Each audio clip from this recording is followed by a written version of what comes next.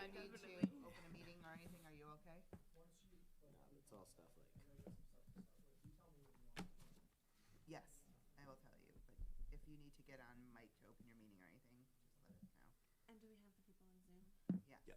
We're good there. Are we okay? Okay. We had already opened the school committee meeting for Thursday, March 26th, 2026. But I will do so again for those who didn't hear us. We'd like everybody to stand for the Pledge of Allegiance. I pledge allegiance to the flag of the United States of America and to the republic for which it stands, one nation, under God, indivisible, with liberty and justice for all. Great. Public comment. There's nobody. We are welcoming our select board friends, but we will call them up soon enough. Recognition. Anybody have any recognition? Tonight. Great. All right. Ella and Ryan, you're on. All right. I'll start us off. Great to be back, of course. So I'll start us off with a sports update. So all spring sports have officially finished tryouts, are in full swing last season, so got to make it great. Both boys baseball and boys volleyball had scrimmages today, and both were at 4 p.m. I know the boys volleyball team won. We won in 4 sets, I think, so it was a pretty good game. No idea about the boys baseball game. Boys and girls lax have their first game tomorrow versus Ashland. The boys are away at 5:15, and the girls are home also at 5:15. Softball has a game Monday versus Ashland on the turf field at 4, and track and field has a meet in Ashland on Tuesday. This week, sophomores took the ELA MCAS, which is exciting. It's the only year you do take MCAS in high school, and it will be their last. Today, Japanese students visited the school and shadowed members of our Ambassadors Club. The students get to learn about life at HHS, sitting in on classes and speaking with teachers. Personally, it was really exciting. We did a blood type lab in anatomy. It was really cool to teach them kind of like the resources we have at HHS and how we learn anatomy. And then today in the library, Girls Who Code Club hosted a hop hack coding competition where participants worked in teams to complete a coding project, computer science trivia round, and present their work to judges. So I'll highlight it. Yeah. Thank you. Yes, We my God. appreciate it.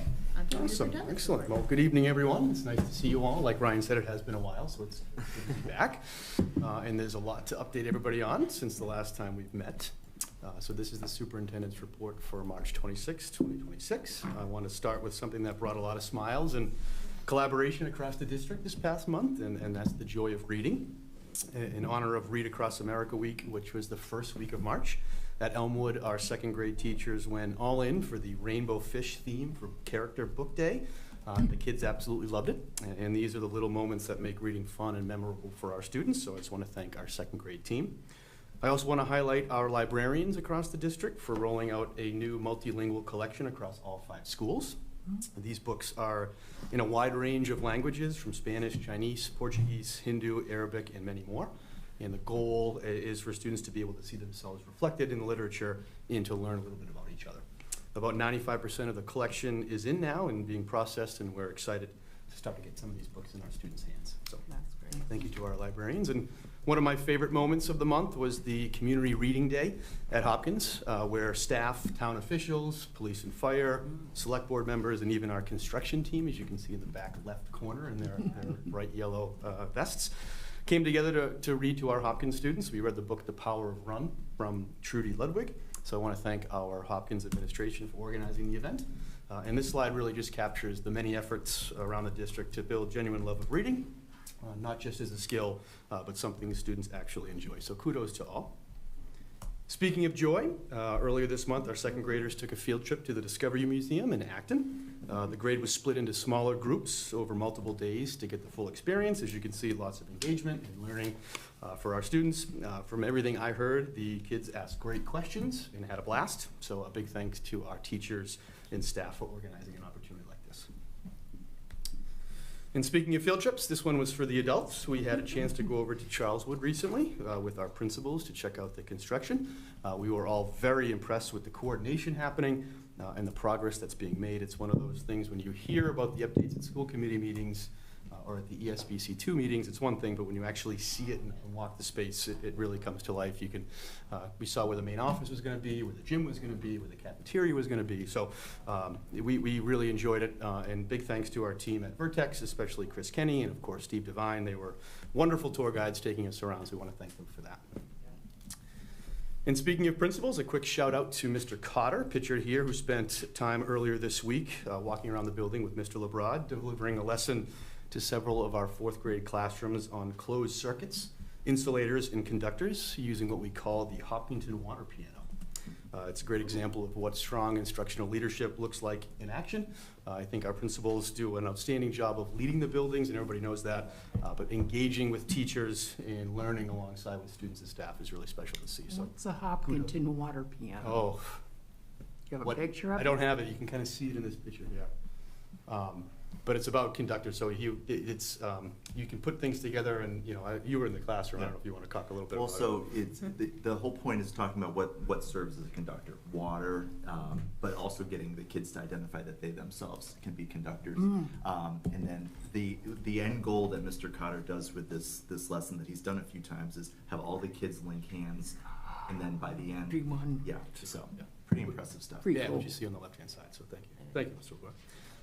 Let's, next, speaking of pianos, let's take a moment to highlight the important role music has played across the district as well this month. Most of the pictures here are from a recent middle school concert, but I can assure you it's happening all across our district, from the Hopkins concerts to the Elmwood meeting of the Eagles to the pit orchestra for the spring performance of Our Town at the high school to the Triumph Jazz Cafe. There's a lot going on. It's really impressive. Really big thank you to Mr. Hay and our music staff. This time of year means a lot of nights out, which requires real commitment and time away from their own families. So we just really appreciate everything they do for our students. And staying with music, this slide is the flyers for the upcoming MICA competition, the Massachusetts Instrumental and Choral Conductors Association. This is a statewide festival where students perform and are evaluated by professionals around the area. And it's a showcase of their work, their teamwork, and at a really high level. We have our band, our chorus, and our orchestra performing both at the high school, but also at Westboro High School over the weekend. So if you are around this weekend and looking for something to do, it's definitely worth checking out and supporting our musicians. Now moving from one creative outlet to another, the next slide highlights some really impressive artwork from our HHS students. We recently held the honors exhibit at the HCA. This show highlights some of the strongest work currently being produced by our students at the high school. And a big thanks to Ms. Janino and our art staff. There's a lot happening behind the scenes. This exhibit goes on for a month. We want to thank the HCA for allowing our students to be able to put their artwork up there. And it really is all about students curating, displaying their work, getting feedback from the public. So kudos to the students as you see them in the bottom left corner there. From arts to athletics, and Ryan talked about this a little bit, spring sports kicked off last week, both at the middle school and high school. You see pictures here of the outdoor track team, girls lacrosse, boys volleyball, as well as girls tennis. These are some of the early tryout photos. As we know, it's been a little bit wet out there, so they've had to be making some adjustments with scheduling. But teams are making the most of it. They're starting scrimmages and starting games now. So just wanted to wish the best of luck to our spring athletes and coaches, and we look forward to a great season. From sports to the boardroom, the high school BPA, Business Professionals of America team, had a really impressive showing recently at the state conference in Southbridge. We actually had a great Hopkinton connection as well. School committee vice chair Susan Stevenson was on site as a judge. A couple of highlights, Reese Amigud was selected state treasurer, and Cooper Dold was selected state historian, which speaks to the leadership of our students that they bring to this organization. Overall, 22 of the 24 students placed in the top 3 in their events, which means they'll be advancing off to nationals, which we'll be talking about shortly for our trip conversation. So huge thanks to our students and their advisor, Mr. Scott, for all the time and preparation that he puts in. And now, speaking of honors, I want to take a minute to celebrate some of our amazing teachers across the district because there's a lot to be proud of right now. On the left, you see Elmwood music teacher Miss Liedberg, as well as speech language pathologist Miss Cedar, recently presenting at the MMEA conference, sharing strategies around working with students with motor speech disorders and really leaning into inclusive practices, which I think is a great example of the kind of expertise that we have here in Hopkinton. And then also on the slide here on the right-hand side, you see marathon teacher Jen Kane and middle school science teacher Mary Frances Kirschenbaum, who were Hopkinton's honorees for the recent Tech Celebrates Teaching event. Also pictured here are the proud principals, Mr. Lefebvre at the middle school and Ms. DeBow. So big thank you to them for all they do, and honestly for all of our educators. While we're just spotlighting these tonight, this type of expertise and creativity is happening all across our district every single day. So thank you to our amazing staff. Also, more exciting news, I'm pleased to announce the hiring of Miss Amy Davenport as the next principal of Hopkinton High School. Miss Davenport currently serves as the principal at Westwood High School. She brings a really thoughtful, student-centered approach to her leadership, and what stood out throughout the process, the interview process, was her ability to balance high expectations with strong relationships and her commitment to building systems that support all students. It was clear to the team and to me that she's the right fit for Hopkinton High School right now. So please join me in congratulating and welcoming Ms. Davenport to our team. She'll begin the principal job starting July 1st. Very excited. We're very excited to have her on board. And finally, for the Top of the Hill spotlight, which was tough this week given all that's happening, goes to our Best Buddies clubs at the high school and the middle school. These groups, alongside strong support from the administration, organized the second annual Special Olympics Pole and Plunge. Despite the cold and damp conditions, what stood out to me most was the Best Buddies' commitment to inclusion and belonging. A lot of excitement in the parking lot at the middle school, even though, like I said, it was cold. They raised over $14,000. Wow. And had over 60 brave souls go for a dunk, including principals Mr. Palmerville and Mr. Lefebvre there on the left-hand side. Did you go for one? I didn't. I did it last year, not this year. Yes. Next time I'll do it. But just a great example of our students and staff coming together for something bigger than themselves. So thank you to our Best Buddies group, and that is the superintendent's report for tonight. Thank you very much. As an attendee of the middle school concert, it was exceptional. Great. School committee chair report. Payroll warrants S26017 has been approved, and warrants 26100S, 26101S, 26102S, 26103S, 26104S, 26105S, 26106S, 26107S, 26108S, 26109S, 261AMS, and 262SAHS have been approved. The warrants are included in your folders. Liaison reports. Not really a liaison, but the BPA. Oh yes, tell us about it.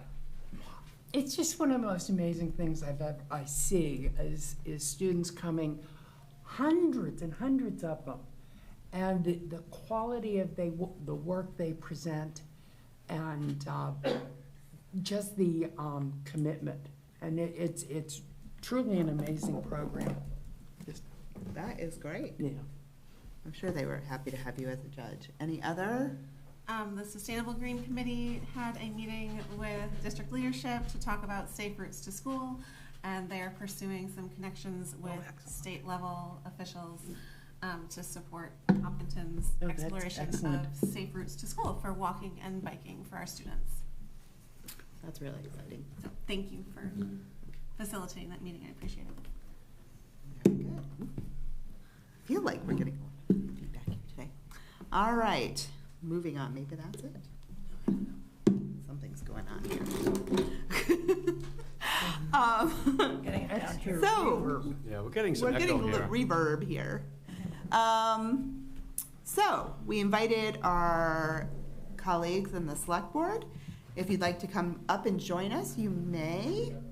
I'm sorry, we only have 2 chairs. But... We got an extra one. Okay, good. Excellent.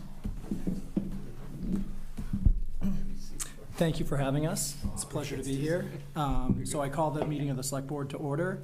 And can we just do a quick sound check? Amy and Brian, can you both hear us? They're both remote. I can hear you. Can you hear me? Yes. Brian? I'm good, thank you. Very good. Wonderful. Good to We're go. glad to have you all in attendance tonight. We brought you here to explain and give some context for the decision we made upon paving the Loop Road in a change order from the funds from the Hopkins School project. Seems like things are better now.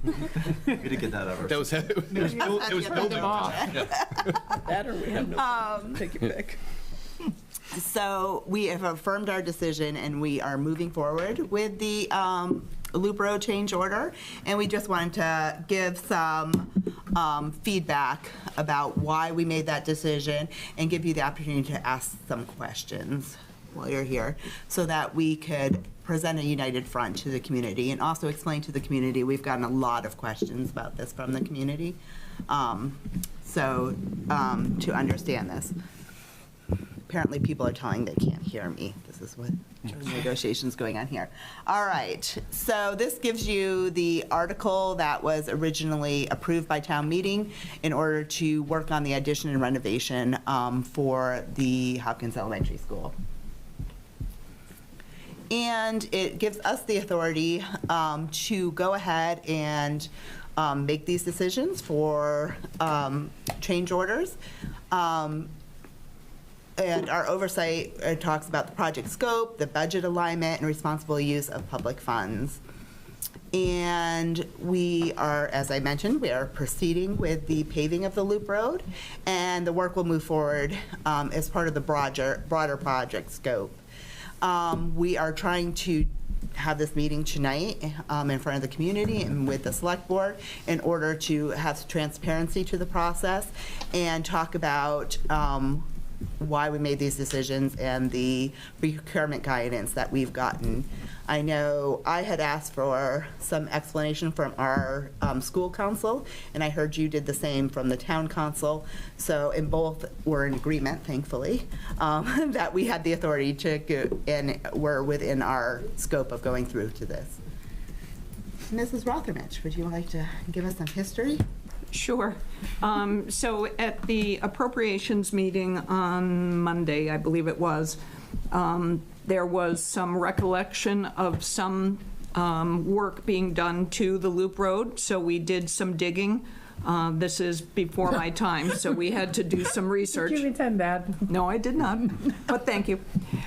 So that is correct. The memory, in May 2013, there was money that was appropriated to do some work on the Loop Road, and it included a section 1,100 feet from Hayden Row down the Loop Road. And at that time, the engineering study gave that repair work an estimated life of 14 years. So you can see at that time that would bring us to, 2027. So in terms of the current engineer, when we asked a little bit about what that mill and overlay, I do not have the actual engineering of what was done in 2013. But the current engineer said there's a number of factors that would play into that lifespan, traffic loads, the original base condition when the road was constructed, because a mill overlay does not get down into the base. And just basically maintenance. And in general, 8 to 10 years is relatively reasonable life for that project. So when they were evaluating the Loop Road, there were core samples that were taken all throughout, 10 in total, in various points throughout the road, including one that was in the area that was repaired. And you can see that from the red dot.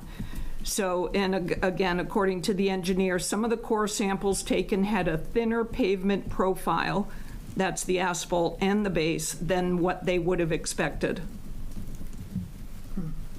So in this next slide, the blue line is what was done in 2013. So again, you can see it was from Hayden Road down to the intersection of the loop.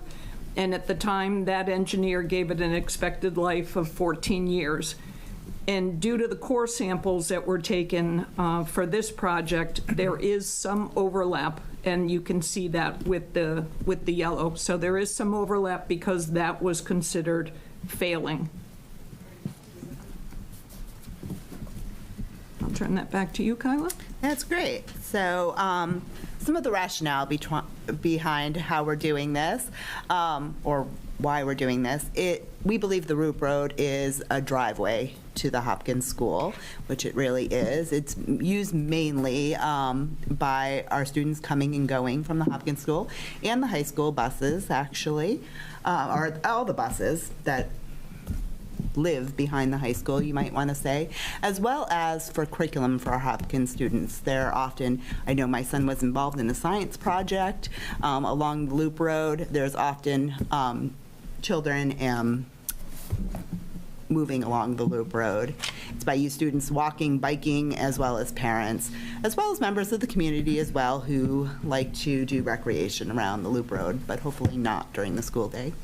So these are some pictures that show when I was out on my jog the other morning. I took some pictures. You didn't fall into any of those holes, did you?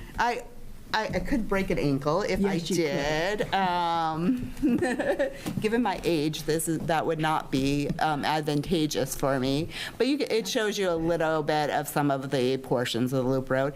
And frankly, you know, it needed to be done anyway, and then the fact that we've been driving construction vehicles on it for the last 2 years hasn't helped the situation either.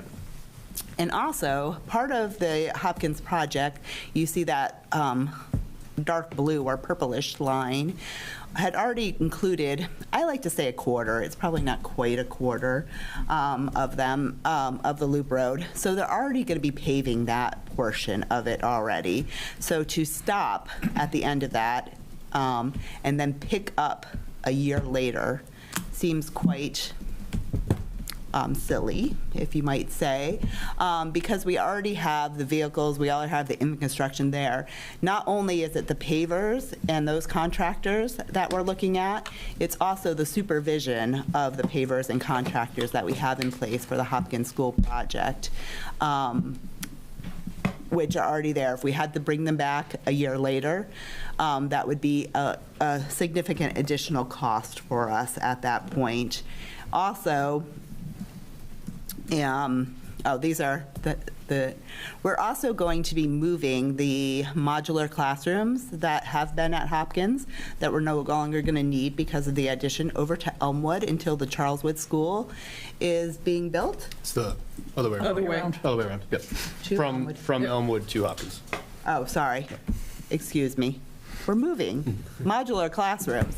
And that would be happening at the same time as the paving if we were to wait to have this go through town meeting and do this in the summer of 2027.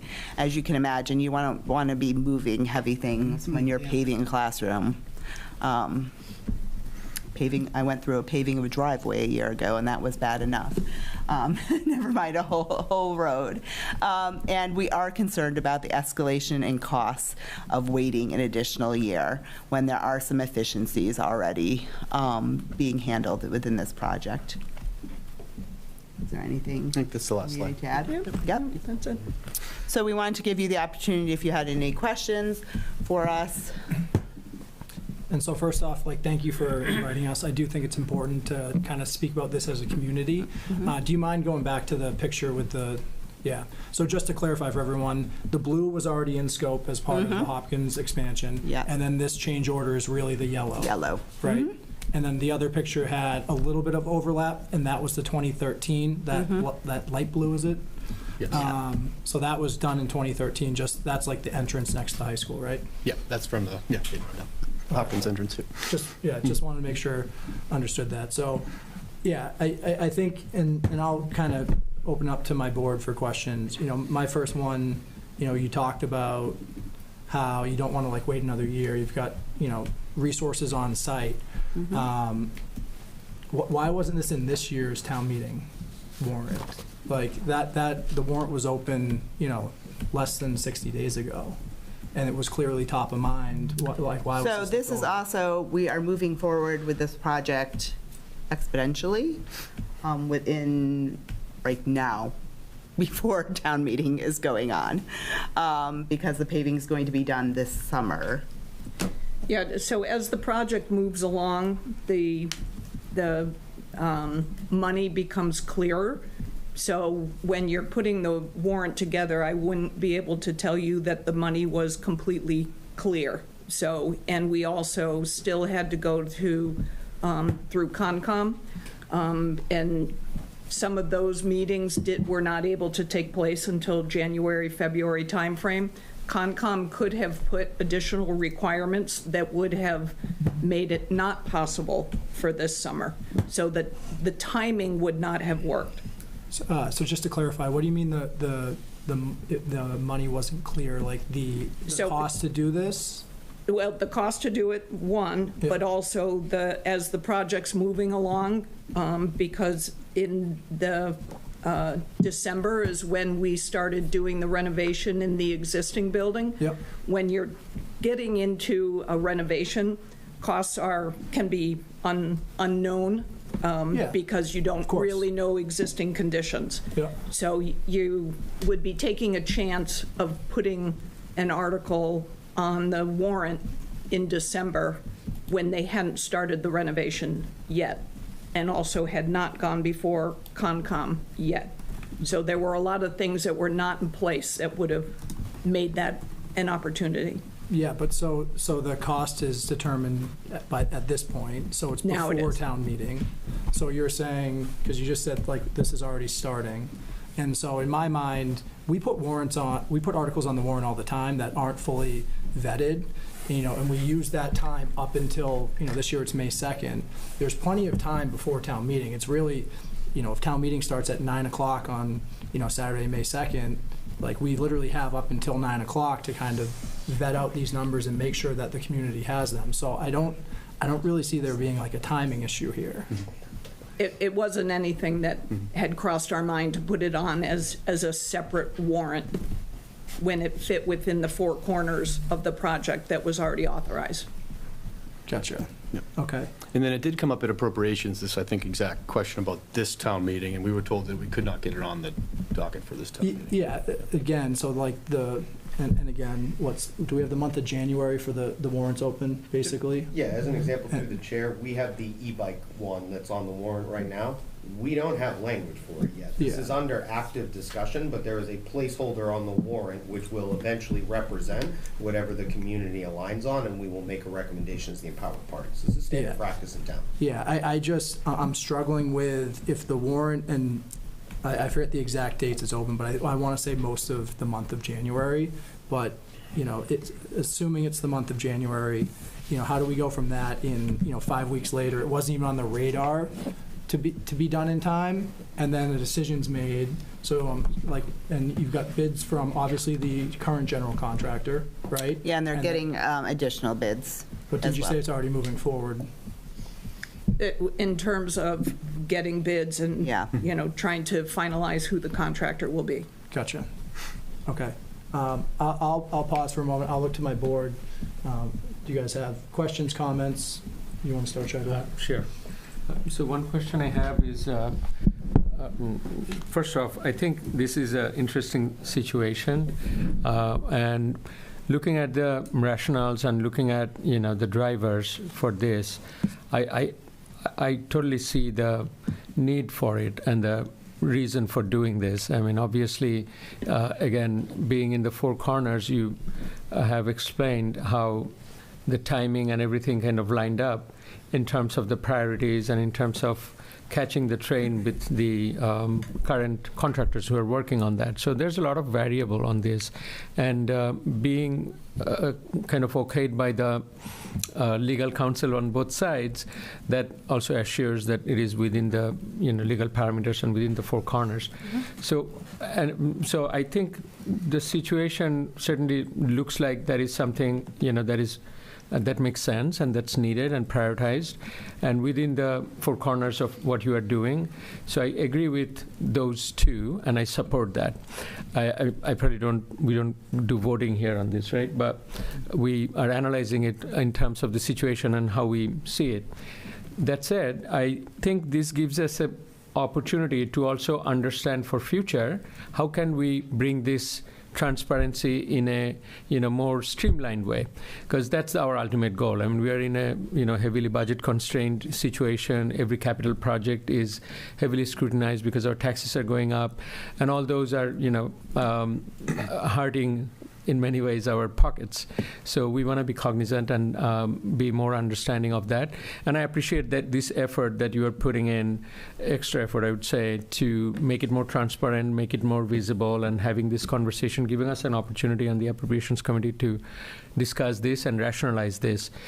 So if I was not too convinced with the rationale and within the authority that you have, I would have thought of it differently. But those drivers, I think, supersedes my overarching drive towards making it more streamlined. That said, this gives an opportunity for us to learn and see, in future, how can we make it more streamlined from both ends. And I agree, going to the town hall and going to the town warrant would give everyone more comfort in this, constrained budget situation, capital project situation. And another opportunity we can also look at, if there is ambiguity in charter, if this makes sense to also bring it up with the charter committee to consider that, how can we streamline and clarify it better, so in future we don't If there's a threshold have of this type change orders. Right. If there is a threshold, if there's a rationalization, if there's a change order, if there's more clarity for certain warrants that can catch the train on time, we can analyze it from various angles. So those are my thoughts on this. And, it's again, I'm very focused on how we manage our capital projects, our costs, our taxes that hits our pockets. But this is certainly looks like well rationalized effort. That's all I wanted to say. So unsurprisingly, I have a slightly different view on this. I'm a little disappointed. I appreciate that we are here and that we are having the conversation. I'm breaking stuff. I thought we gave pretty clear guidance on this when you came to see us, and you are not beholden to us, but from my perspective, you have called us back to explain, and nothing has changed to alter our perspective and the guidance that I think we gave. This is one of those we were so focused from my perspective on if we could, we did not ask if we should. I think this is a great idea in terms of work that should be done. If this came on the warrant and it went to town meeting, you would see this face go up and talk about what a good idea it is. I would also vote for it, but you can't check. I promise I would. The process by which capital expenses are approved and validated in our town and prioritization is given is through the annual town meeting. I am incredibly concerned that this looks like a circumvention of that process. The fact that you spoke to appropriations the other day and you're speaking to us now tells me that you believe that this does walk like a duck and it quacks like a duck. It could perhaps be a duck. I think you are aware there is some concern in the community about how this is showing. We want to support this, but right now, this looks like we are completely going around the normal CapEx process, and it looks like we are making a unilateral decision on behalf of the community about how unspent dollars can now be allocated. I understand that you have the authority to do this. I would strongly suggest and caution to you whether you should. This is the start of a big can of worms, and I think we will find the community is not going to be excited about being disenfranchised and disempowered from expressing their opinion. You guys win whenever something cap comes to town meeting. There was no world in which this wasn't going to get supported. I think there is a lot of benefit to doing it in a slightly different way. I think this is largely the guidance I gave when you came before us, but I appreciate the opportunity to give it to you again. Thanks, Matt. Amy, Brian, either of you have questions, comments? I can speak next if that's okay. Did we lose them when the mic made that little Oh, boom? can you hear me? Yeah. Hold on. I can see Amy. You can see me, but you can't hear me? Oh, now we hear There you. we go. You need to turn around. Oh, okay. So I just wanted to add, so I really appreciate the presentation, especially the photos and the maps of what's being done and proposed, and that you've checked it with town council. It sounds like town council and school council, and it seems to be within the four corners of the article. And so I really appreciate that, and I don't think I have any objection with going forward to town meeting, as long as council has agreed that it's okay, or not to town meeting, but that you just go ahead with it, is what's already approved. If everybody was really uncomfortable with it, or town council was uncomfortable, we could always call a special town meeting to be held within the town meeting without any additional expense, really, if people really feel strongly. But I'm comfortable with the explanation given. You can confirm that the town council agree that this is within the four corners of what was originally approved.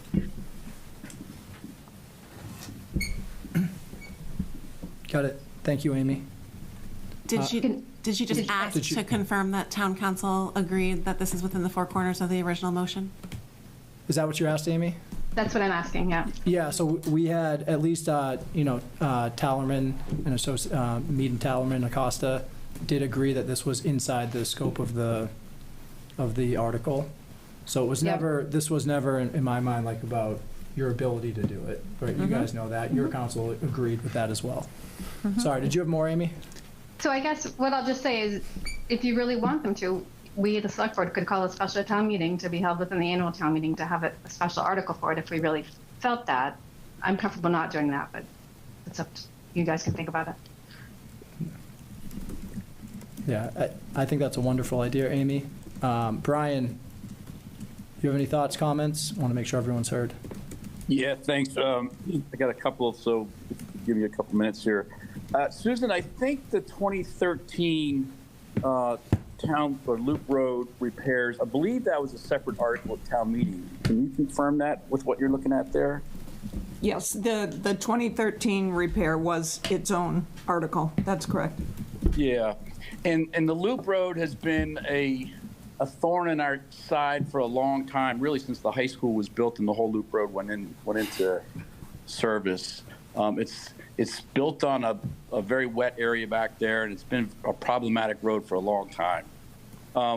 We've had the loop road come up in previous budget discussions over the years about spending money beyond 2013 different times, and it's been passed over several times because of concerns around operating budgets and debt exclusions, et cetera. So the community's had this discussion about the loop road several times. We did do something in 2013. It had its own article. And I think there's a precedent out there for this asset to be managed through town meeting, as it has been in the past. And really, it's not gotten a lot of money. I get that part. It does need to be repaired. I'm 100% behind fixing the loop road. I do think, though, if we're going to do this, and I really like the idea of a special town meeting, Amy, if we can pull that off, because then it'll pass, I think, and there won't be any objections. But if we can do this, and we can do this through a special town meeting, we should also put money in there to do the parking lots that are adjacent to the loop road and fix them as well. My understanding is right now you're just going to do the roadway itself, but the parking lots, or you're going to break that ankle in those parking lots, getting out of your car to go across the new road to see the kids play and so forth. So I think it makes a lot of sense what Amy is suggesting. If we're going to do it, let's get the parking lots done as well. You'll get a lot of support from the community, but I think if we don't give them a bite at the apple, we will be hearing about it well into the future. Thank you. Just a note, to do the parking lots, we would have to go back to conservation. So at this point in time, there's no authority to do the parking lots. Okay, thanks. And that wouldn't be, that doesn't seem as urgent as dealing with the driveway to Hopkins, which has been torn up by construction vehicles, and doesn't fall within the original article.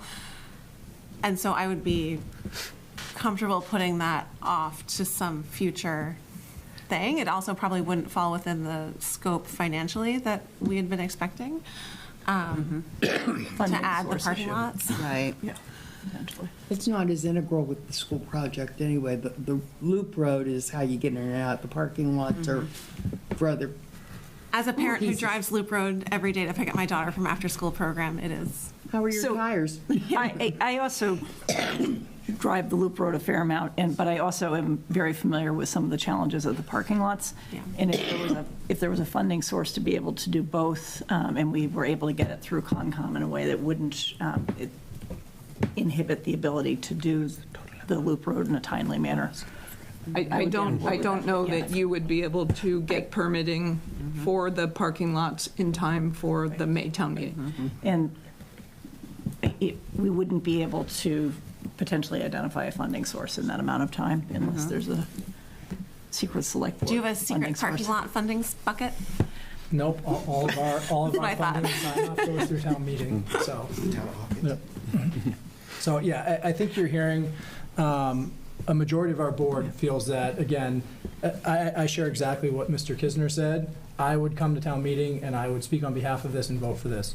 This is strictly around like process. You guys started this conversation with transparency. We are, uniquely aware of transparency, and we get a lot of pressure for that on our board.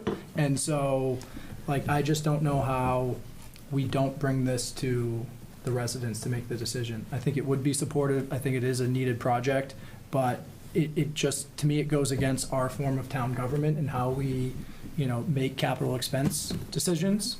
So we did a number of change orders that evening that we voted on this. And can you remind me the dollar value for this one? The dollar value for this one's 1.8. 1.8. Yep. Yeah, so again, I think Mr. Manon brought up a good point around, we think about future, actions and the way we do things as a town moving forward and as a community. And I think, things like a threshold for change orders I thought that was a very appropriate suggestion, just for that reason. I go back to, almost $2 million, this upcoming fiscal year is going to be really challenging for the town. I think we've presented a budget that, we've been able to maintain level services, but these next couple of years are really tight. And again, I just, for someone that, personally supports the Loop Road getting paved, I don't feel comfortable with the majority of the town and the residents at town meeting not having a say in how $2 million gets spent. Two things, if I can just Yep, respond to that. of One course. is, when I made the comment about the funding source, I was not trying to imply we go around the residents. I was more thinking of we identify funding sources before we get to town meeting. I don't want to read about that in the Independent tomorrow. The second thing is, and we have not discussed special town meeting within town meeting as a committee. I am not opposed to that, and I like transparency as a general rule. To the extent that we're able to do that, I don't know if that's maybe a conversation that needs to happen offline before it comes back to us, the feasibility of that. Yeah, and you brought up some good points around Concom and stuff. I think, because I love the idea of a special town meeting that Amy brought up. Again, I say that without knowing all of these little things. I think, what my ask would be and this is not everyone in this room, this is really the town hall, Concom. If we were to go down that path and observe it, I would need conversations starting tomorrow. We would need people to mobilize very quickly. And I think as a community, we have the ability to move quickly on things. And that's why we have the ability to set up meetings in short notice. We obviously, the open meeting law, we need 48 hours.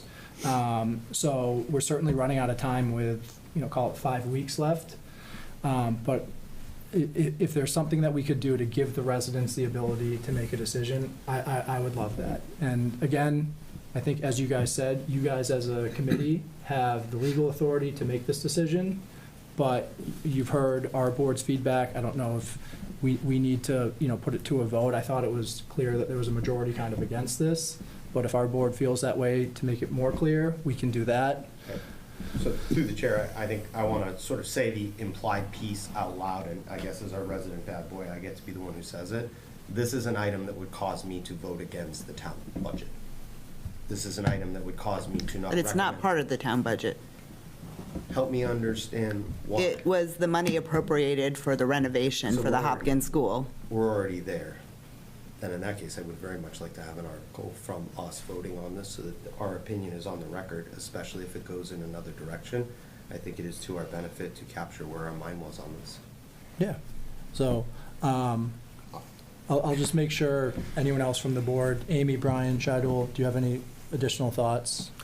My other thought is let's analyze and understand the options. Now that we are talking about that, if we go for the special town meeting, does that overcome the timing, the cost, additional cost, and other issues that was mentioned earlier? There would have to be a notice to proceed. That's what would give the authorization for any contractor to do the work this summer. And you don't think waiting till May 2 would enable to do that? That I can't confirm. I don't know. In other words, if the vote is on May 2, and you get the decision then, would it impact all these, adversarial? Yeah, I think I know where you're going with that, and I think that it sounds like you're saying that's kind of like, there's a couple things that need to fall in line before you could answer that. And my view on this is, especially where you said you're getting additional quotes, right? Or bids, I should say, for the project. It's looking for a summer start. Really nothing tonight, changes any of that. That process still has to play out. The only thing we could do come tomorrow morning is vet out the other side of it. If this special town meeting was a possibility, it sounds like we have time over the next, tomorrow, Monday, to figure out, hey, what would this look like? I heard comments on Concom needed to be involved, potentially permitting, all of that. Concom already has been involved. Yeah, Concom would only need to come in if the parking lot question was going to be added, which would be detrimental to being able to complete the loop road paving. So I would not advise, I understand Brian's comments, I would not advise tagging the parking lots on, so. So that was just the parking lots? Right. Okay, yeah, so then either way, but my first question is really to Town Hall. Is this idea that Amy proposed feasible inside of 5 weeks? If it's not feasible, we would probably know by Monday or Tuesday next week. And I think that would give everyone all the information that they need at that point. Because I think this, we've shared our sides, I don't think anyone's wavering in their opinion, like at this table. So I don't really see the need to continue the conversation, but. I do have something to add when you're done. But. Sorry, yeah, Amy, feel free to chime in. Yeah, I guess what I was going to say is, although I brought up this as a possibility, it's not really what I'm advocating for. I'm convinced that it is within the four corners of the money that it was the same. It's not any additional money that was originally approved, and it's with the explanations tonight. I do believe it is within the four corners. So I'm not really advocating for the special town meeting route. I'm just saying it's a possibility if three of you think we need to do that. Through the chair, one other data point I think would help. I agree that we want to resolve it, as much information as we have today. Based on that, likely, it would be good if we had a couple more days and vet out the special town option and do the math that way and figure out if it's still feasible option without triggering the adversarial effects that you mentioned earlier. I wanted to understand or just see if you have the numbers, which is the additional cost involved. I understand the qualitative part of it. Do you have a ballpark understanding how much additional cost it could be should it go into out of time next year? Of course, the contractors will be gone. You have to do it all over again, and then other hazard that it will bring with the move of the modular classrooms. All those are not probably quantifiable. But that is one probably quantifiable if you have any ballpark numbers. So we would not take this out to bid until the fall or even early winter. So we would not have a number right now. So I see. That's fair. Makes sense. Thank you. So I'll look to my board for any final thoughts. I'd like to make a motion and vote. We can all. May I make a comment? I'm sorry. So I think that at our base, both school committee and select board want to work together in a cooperative and positive relationship. And I appreciate everyone coming tonight. I think that's important. And I'd like to be clear that our intention was never to circumvent any process. It was always with the intent of finding an efficient use of the funds that were approved for the project within the four corners of the project. I understand that there's been a difference of assessment for what that means, and I appreciate the difference of opinion. I think it's been an unfortunate event where we've had, we've heard of people going to select board meetings to complain about something that we've voted on. And I hope that as we move forward, if that happens ever in the future, that you both, say, thank you so much for sharing your opinion. I really encourage you to go to school committee. Because we would love to address those things in person. Right. And directly with our stakeholders and the people in our town. It was listed on our agenda, and discussed and voted on in a public meeting where people had the opportunity to attend and comment on it beforehand. But now we're hearing about things after. And it's not that we're jealous that you're so popular. We appreciate your popularity. But in the effort of moving forward in greater cooperation, I think that this came to a much more contentious head than it ever needed to. Yeah, I understand. I don't really think this is contentious. This is us working together. Just because we have different opinions doesn't mean. No, I didn't mean to imply that different Yeah. opinions meant contentious. Yeah, no, I meant and- some of the tone, and I'd like us to be able to agree to move forward in a cooperative way, maybe with more open communication. And I think, if I could just piggyback off of that, I think when we talk about being a resident bad boy, just to pull the phrasing out, and the feeling on the other side, and I can only speak for myself, is that it is contentious in that way. I think we want to work with you guys in a way that serves our town. And difference of opinion is fine. We differ in opinion amongst ourselves. I would expect as a board, another board of 5, we differ individually and collectively at different times. I just think that there are cooperative ways to have the conversation. I guess through the board, you're chiding me for my tone, and I apologize, but it doesn't change my message, and I'd still like to make a motion. Yeah, So how would you like- so hold on, yeah, so I got you. So yeah, like, if it's the tone in which we discuss this tonight, I'll apologize on behalf of the board, and at least for my part and stuff, so we can certainly improve that. As far as what, I think this started when he was gonna make a motion. It's what our board does for that motion. It's really just leaving an opinion of how the board feels about it, that's all. It doesn't change anything for you guys, it's just, our board documenting how we felt tonight, that's it.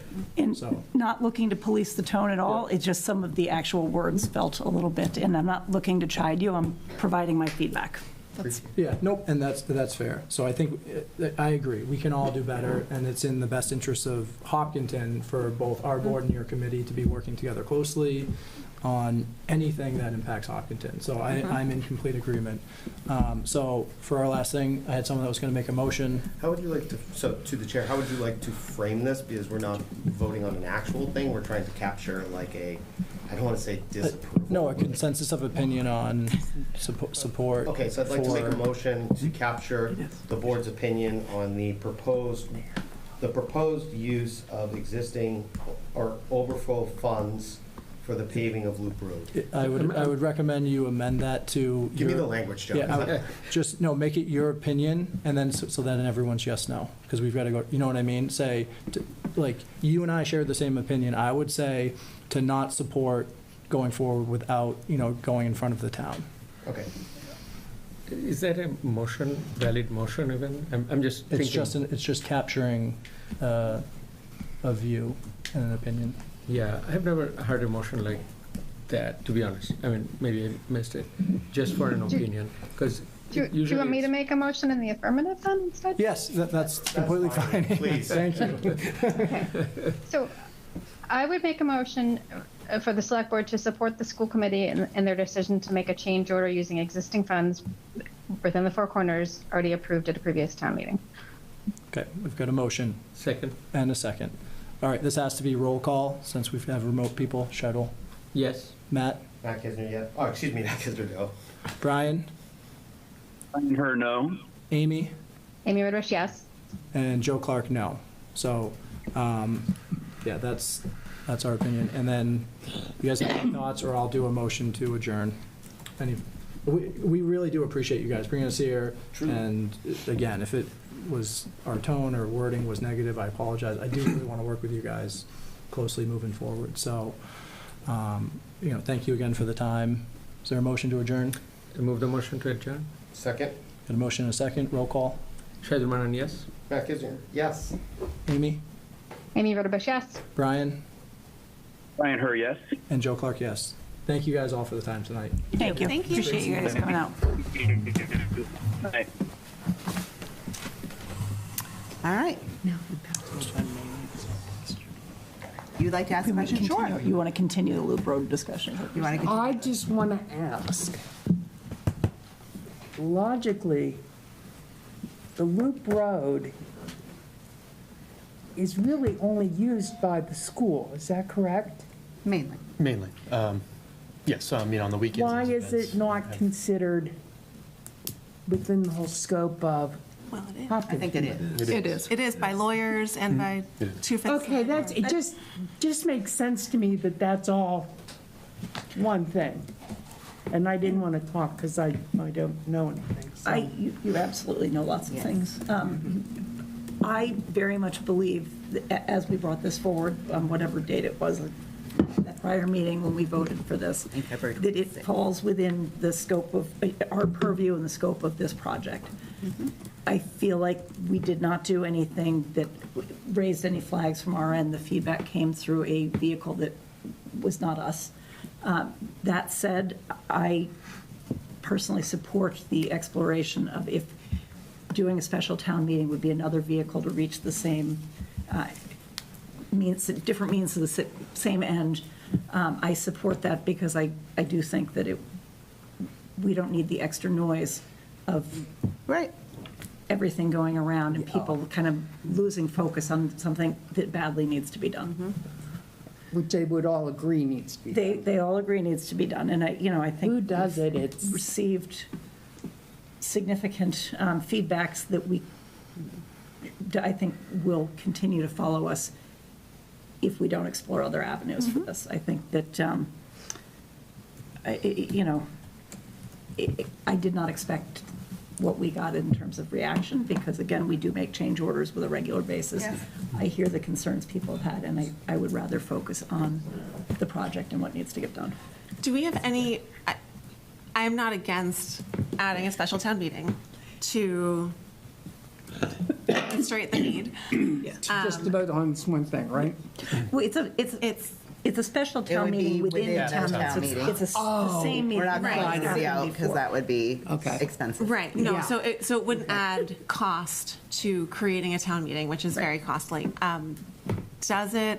Do we know if it would affect the process and the timing? We don't know. That I don't yet. know. Yeah. I don't know yet. Okay. I think we need answers to that, and then they can do their work, and then I will attend the select board meeting on Tuesday to see if there's any further comment about this. I missed the last one. Sorry. I'm going to attend the select board meeting on Tuesday to see if there's any further comment about this. And we welcome anyone from the public to come. Should come to our and meetings. Share their thoughts on anything that we do here. Of course. Always. All right, well, let's move on. Okay.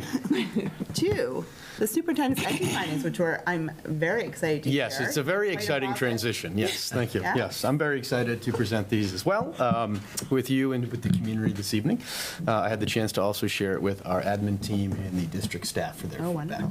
So as I've talked about over the past 8.5, 9 months, I've worked hard to engage with students and families, staff members, town leaders, community members, with all matters related to Hopkinton Public Schools. What are our strengths? What are the areas in which we need to pay a little bit more attention to or need to be addressed? And where we want to be in the next 3 to 5 years. And these entry findings really are a summary of what I've heard. It might not be everyone's lived experience, but I tried to capture the thoughts, the opinions, and feelings that were consistently coming up in these discussions. So I deliberately didn't include isolated feedback in this report. I was looking for more patterns and trends. So when the same themes continued to come across different subgroups when I would speak to them, that's what really stood out, and that's what's ultimately in this report. So there's certainly some redundancy as I go through these slides across different subgroups, but that signals to me areas for growth for us as we move forward. So what's in this report? It's broken into 5 sections. The report begins with an executive summary that includes a high-level look at the district's strengths and opportunities for growth.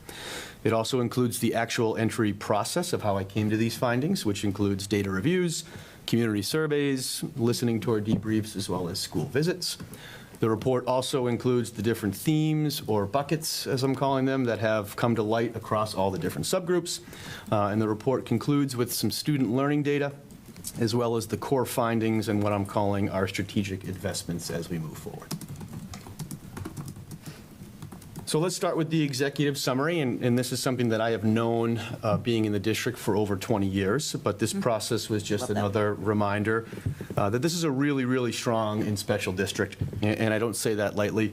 I think it's important to start there. Hopkinton Public Schools are a source of pride for this community, and rightfully so. We have incredibly talented educators, amazing students, we have strong academic outcomes, we have vibrant extracurricular activities, and we have families who are deeply invested in our school. And there's a lot here that is working really, really well. But these findings are not just about highlighting the successes, because if that was the case, we could do that very easily. But it's more about taking a closer look under the hood to find the areas that need some fine-tuning and to set the course to invest our time, energy, and efforts in these areas as we move forward. So with that in mind, Hopkinton, as we know today, is not the same district as it was 10, 15 years ago. We've grown and our enrollment has increased.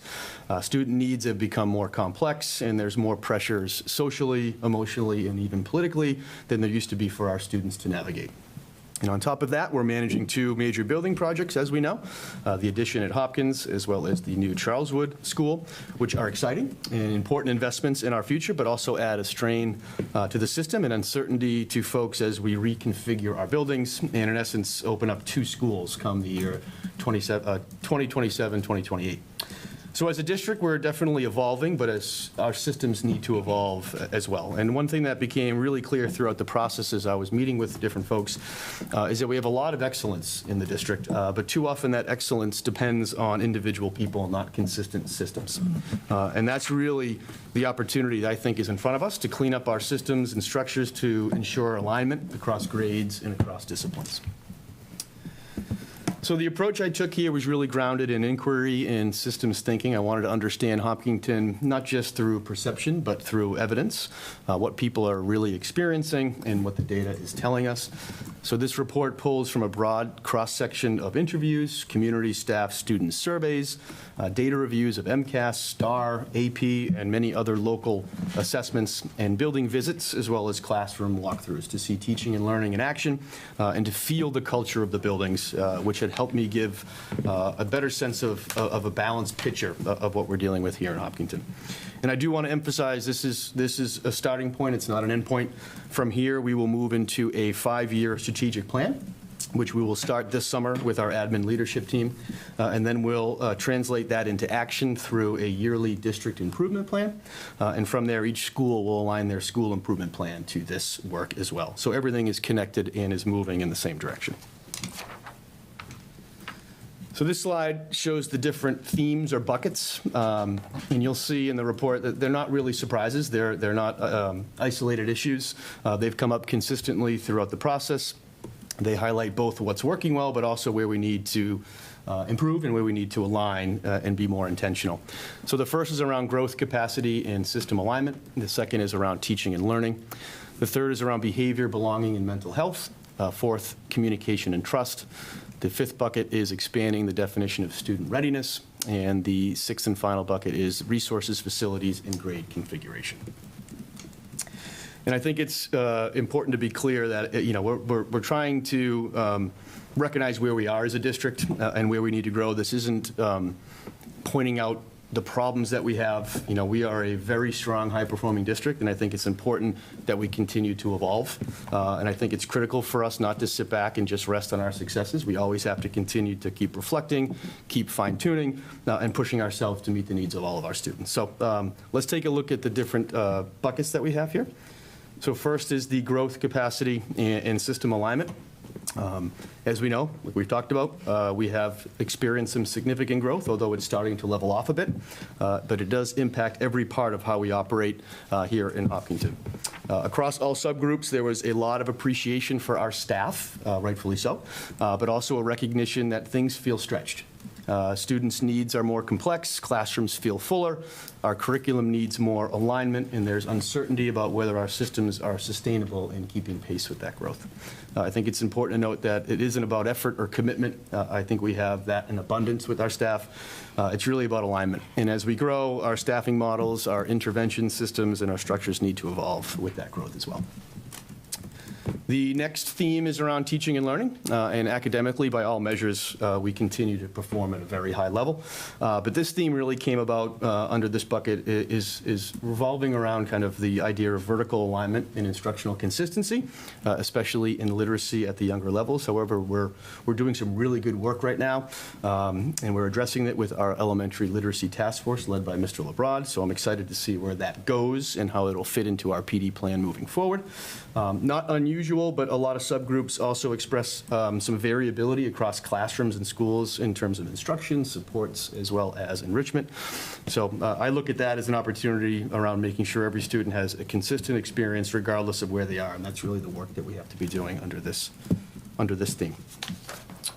Also, going back to that teaching and learning, I think a big part of this work moving forward is around strong PLC work. I know we've talked about PLCs here at school committee a number of times, which will be just a focus of ours next year and into the future. It's critical for our educators to be collaborating, to be using data, and to refine their instruction together. That's how we move from pockets of excellence to a more consistent district-wide approach. And so that high-quality instruction isn't dependent on the assignment, but is something every student experiences here in Hopkinton. Another clear theme is that students' needs have become a little bit more complex. I know we've talked about that during our budget cycle. We're seeing high levels of anxiety, more executive functioning challenges, and more behaviors and attendance issues that are impacting classrooms. Students also talked about feeling pressure academically and socially from their peers, from parents, as well as the community.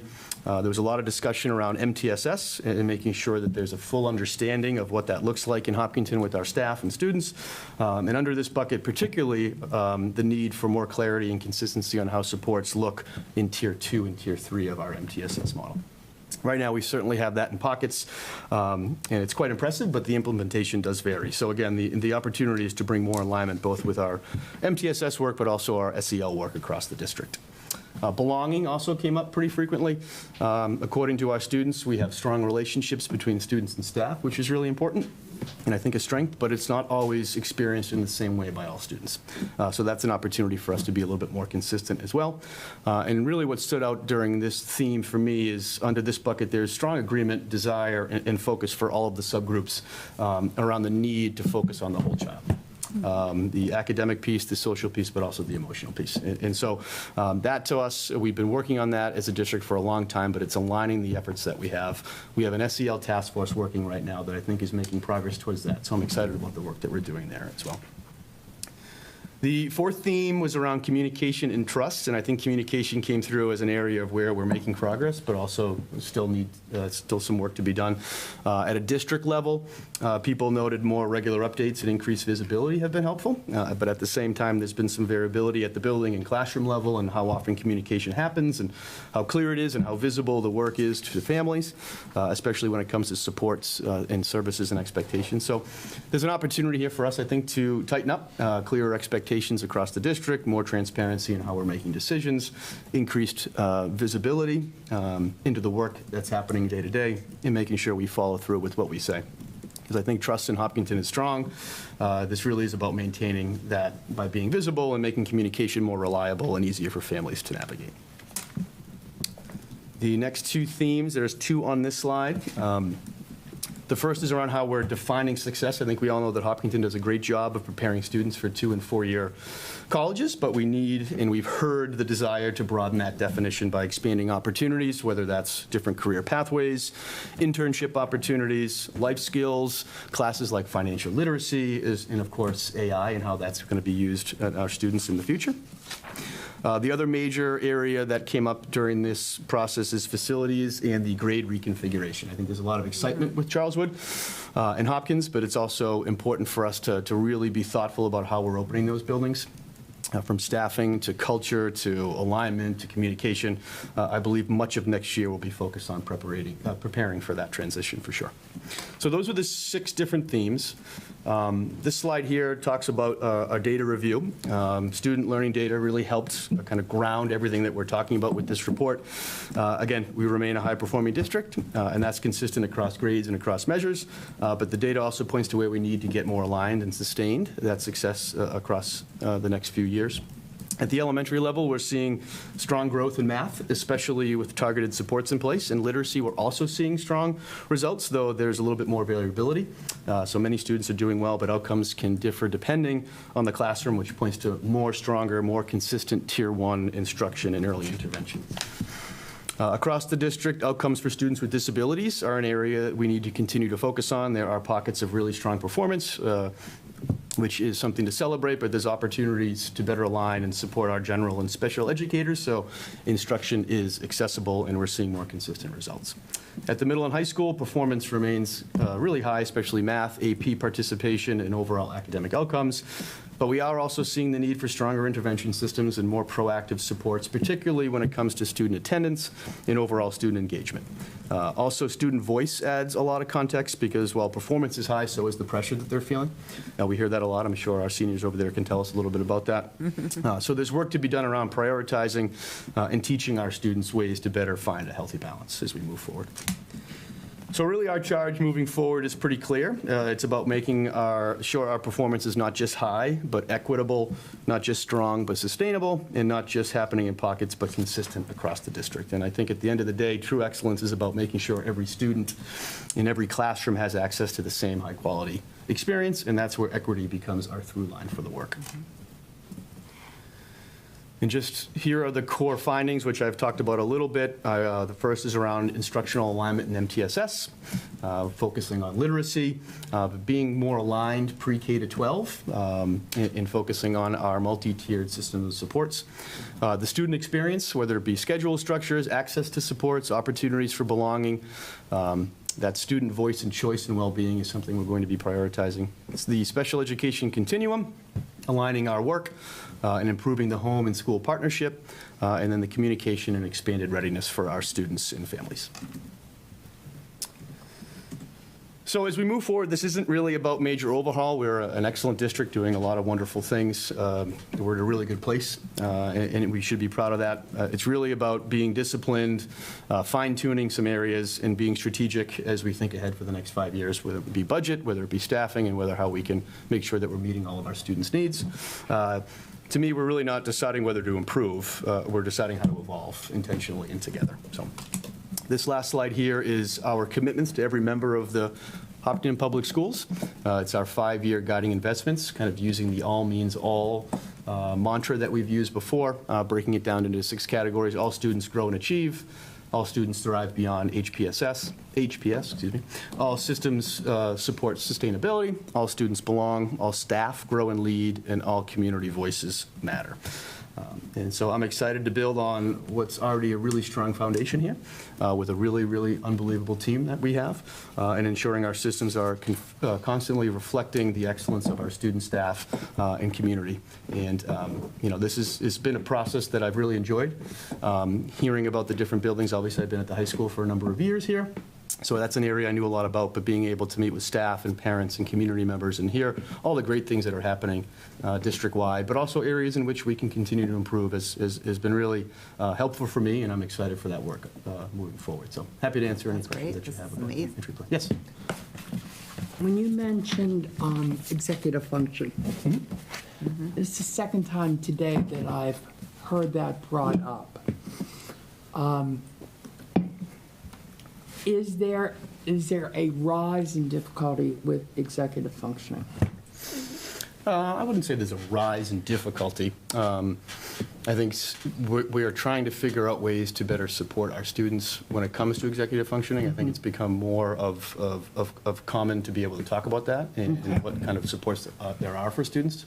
I think it becomes more difficult with technology and all the things that are happening with students.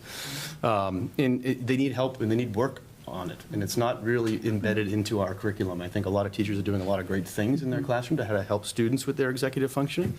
So that's great, but I think it needs to be a little bit more systematic and aligned across the district.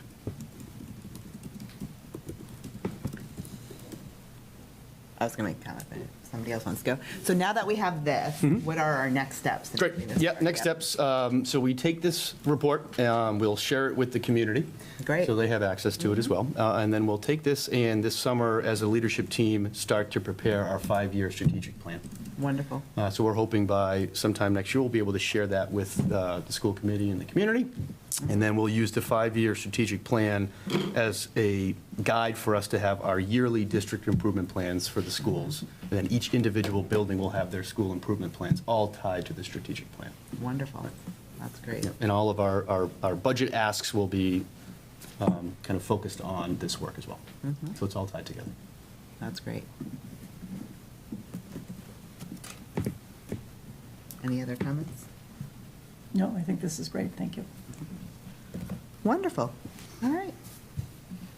Moving forward, we have some exciting news. We do have some exciting news. Let me just jump this. Okay.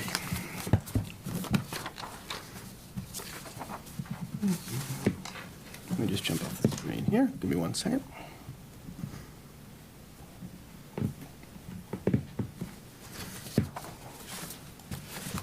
All right, as I'm trying to get off the screen here, we can just jump into the next exciting news. I am pleased to announce the recommendation to the school committee of Helene Desjardins as our next Director of Student Services. This was a very thorough and thoughtful process from start to finish. I know many of you were part of it. We had a strong pool of 24 applicants, which speaks to the quality and reputation of Hopkinton. From there, we had a screening team carefully review the materials, conduct initial interviews, and narrow the field down to 7 highly qualified candidates. From there, we moved 2 candidates forward that were met with the community, met with the school committee, and Helene really rose to the top and really separated herself throughout the course of the process. Helene brings 18-plus years of experience from the Northborough-Southborough school system. She is currently the Director of Student Services there as well. She has a deep understanding of the role, strong commitment to students and families, and a collaborative approach. All the recommendations that we got around her were extremely positive. We think she'll fit in really well with our team. So I'm confident she's the right leader for this role at this time, and I respectfully ask for your support in appointing her to be the next Director of Student Services here in Hopkinton.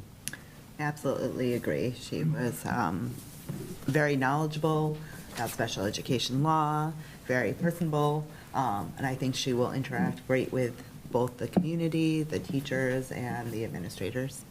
I was really impressed by her. I think it's an amazing addition to our team. I'm really excited. Yeah. I would move to approve Helen Desjardins as the Director of Student Services, contingent upon successful contract negotiations. It's getting late. Second. She's second. Second? Wonderful. All in favor? Aye. Yes. Great. Great. We have more exciting news. Woohoo! Keep it going. Yeah, keep it going. As we continue to build our leadership team here in Hopkinton, I'm pleased to recommend Ms. Cindy Marr as our next Chief Financial Officer for the Hopkinton Public Schools. This was also a very thorough and competitive process. It was a smaller pool of applicants, but still as strong. We conducted multiple interviews, and Ms. Marr really rose to the top, really from the get-go. She brings 30 years of experience in public sector and school finance, most recently serving as the Assistant Superintendent of Finance and Operations in Wellesley Public Schools, and before that in the same role in the Weston Public Schools. She has experience in high-performing districts, navigating enrollment growth, developing budgets, multi-year forecasting, financial reporting, procurement, and managing significant capital projects, and she even does her own enrollment projections. We're excited about what she'll bring to Hopkinton, and I'm confident that she'll be a strong addition to our leadership team in an attempt to fill the large shoes left by my colleague to my right. So with that, I am recommending Ms. Cindy Marr for the position of CFO of the Hopkinton Public Schools, and respectfully ask for your support in appointing her pending contract negotiations. Fabulous. I would throw in, because I was on the screening committee ahead, I think she would have risen to the top even if we'd had a much larger applicant pool. She is wonderful to me. I'm also, as much as there will be a hole in my heart when you're not here, yes, I think Cindy's going to be a wonderful addition. And so I move to approve Cindy Marr as the Director of Finance / Chief Financial Officer, contingent upon successful contract negotiations. Second. All in favor? Aye. Excellent. I'm excited for those budget workshops. She does run a budget.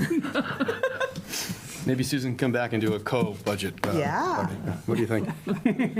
I expect She's busy that day. Susan will be continuing to watch from home. Of course, as our meetings. of course she will. Or a Giving us- beach in texting us Hawaii. feedback, I'm sure. Well, thank you so much for your support with those positions. I think they're really important hires for us and our leadership team, and I'm excited to have them on board, so thank you. Next up is just some acceptance of donations. The first is a request for approval of accepting a donation for the high school for a guitar amplifier valuing a little over $1,000. I move to accept the donation for the high school valued at $1,025. Second. All in favor? Aye. Great. Thank you. Excellent. Appreciate it. And the next is request approval to accept a donation from the HPTO for our middle school jazz band of a guitar amp as well as a bass amp, just also over $1,000. I move to accept the donations for the middle school valued at $1,014. Second. All in favor? Aye. We are grateful for the donation. Yep, sure. Thank you very much. Did the PTO, it sounds like they went out and purchased those. Fabulous.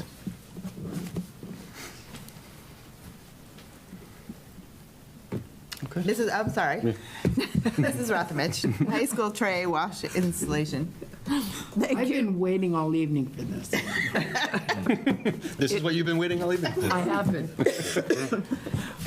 So the capital plan has had a placeholder for this tray washroom at both the high school and the middle school. At this time, we're looking to utilize the cafeteria revolving and move this project up to have this done this summer. The estimated cost for the project is approximately $525,000. There's sufficient balance in the cafeteria account to fully cover the project. The cost covers the design, bidding, installation, and the small wares, which would be the trays and anything else that is needed for the tray dishwash machine. And this design is a continuation of the feasibility study that was started in '24 for the cafeteria by Perkins Eastman. And this will eliminate the use of disposable trays, and this project can be completed this summer. So we're looking for authorization to utilize the cafeteria revolving for this project this summer. And the money in the cafeteria revolving account comes from? So students are all on free lunch. Yep. So this is reimbursement for student lunches, so. From the state. Students don't pay for the lunch, but. Although they do for miscellaneous other items. They pay for a la carte items. My daughter manages to find a lot of things that are not included in the lunch. A la carte is a big piece. Except the lunch. She eats the lunch too, but I think, maybe not, I don't know. Yep, so the money does come through the state. Okay, thank you. I move to approve, does the motion as written work? The installation of the dishwasher at the high school paid through the food service revolving account. Second. All in favor? Aye. Wonderful. And now flooring. Flooring. This is for the middle school. An invitation for bid for the flooring for the middle school was made available in February with proposals due in March. 15 vendors requested the bid. A walkthrough was conducted in February, and 12 vendors actually submitted. And we need to do these contracts secured now for a summer installation. The funding is subject to approval of the school's operating budget at the May town meeting. The number of classrooms to be completed can be increased or decreased in accordance with the bid to stay within the budget appropriation. Atkinson Carpet and Flooring submitted the low bid at $67,888 for 10 classrooms. However, these classrooms also require asbestos remediation. So there is a budget of $100,000 for this flooring project in the FY27 budget. So I'm looking for approval for the Atkinson Carpet contract at $67,888. And this was part of the capital request that we had forth to the Appropriations Committee on Monday night. This is within the operating budget. Oh, it's in the operating budget, it's not Yes. a capital. Okay, Yep. thank you. I move to approve the contract with Atchison Carpet and Flooring for $67,888. Second. All in favor? Aye. Aye. Wonderful. Intent to travel. Great, You heard yes. about that. Yeah, we Yay. talked about this earlier in the superintendent's report. We have two final intent to travel proposals. The first for the BPA. They'll be traveling to the National Leadership Conference. This year it's in Nashville, Tennessee, May 6th through the 10th. So I'm looking for your... How many are going? We have 22 students going. Phenomenal. Very I exciting. move to approve the BPA trip to Nashville, Tennessee from May 6th to the 10th, 2026. Second. All in favor? Aye. Great. Too bad as a judge that you don't get to go with I them, know, right? you know? They're staying right beside the new Grand Ole Opry. Oh. Well, I'll let you know if they need a chaperone. That's okay. And the... I grew up with country music. The next is the VEX World final intent to travel. This is for our high school robotics team to attend the VEX World Championships in St. Louis, Missouri, April 20th to the 25th. So I'm asking for your approval to approve the final intent to travel. We have 2 teams going. I don't know the total number of students, but generally a team is about 4 to 6 students, so it's going to be around 8 to 12 students that are going. I move to approve the HHS robotics travel to St. Louis, Missouri from April 20th, 25th, 2026. Second. All in favor? Aye. Aye. And the last is the items by consensus. So I recommend that the school committee approve the items by consensus as listed below in your packet. So moved. Second. All in favor? Aye.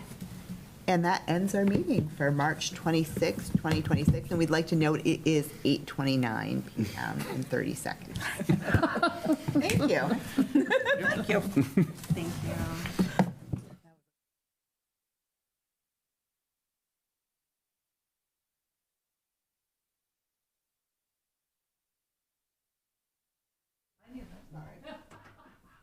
All in favor?